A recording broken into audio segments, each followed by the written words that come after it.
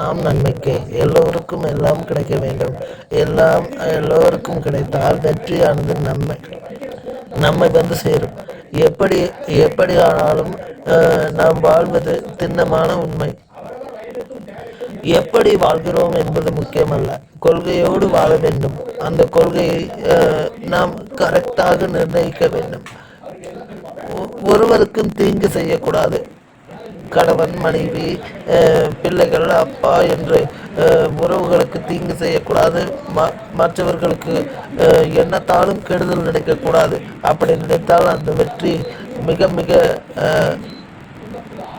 மிக மிக ஆனந்தமாக நமக்கு இருக்க வைக்கும். எப்பொழுதுமே வெற்றியை நோக்கி செயல்படும் பொழுது ஒரு உறுதி இருக்கும். அந்த உறுதி இருக்க வேண்டுமானால் மனம் தெளிவாக இருக்க வேண்டும். எவருக்கும் தீங்கு செய்யும் எண்ணம் கூடாது. இதை மட்டும் மனதில் வைத்து செயல்படுங்கள். அனைவருக்கும் நன்றி. எப்பொழுதுமே வெற்றியை வெற்றியை வெற்றியாக கொள்ள வேண்டுமென்றால், மனதில் ஆனந்தம் வேண்டுமென்றால், எவருக்கும் நன்மை செய்யாவிட்டாலும் தீமை செய்யாமல் இருங்கள். அதுவே நம்மை காக்கும் கருவியாக அமையும். நன்றி. அனைவருக்கும் நன்றி.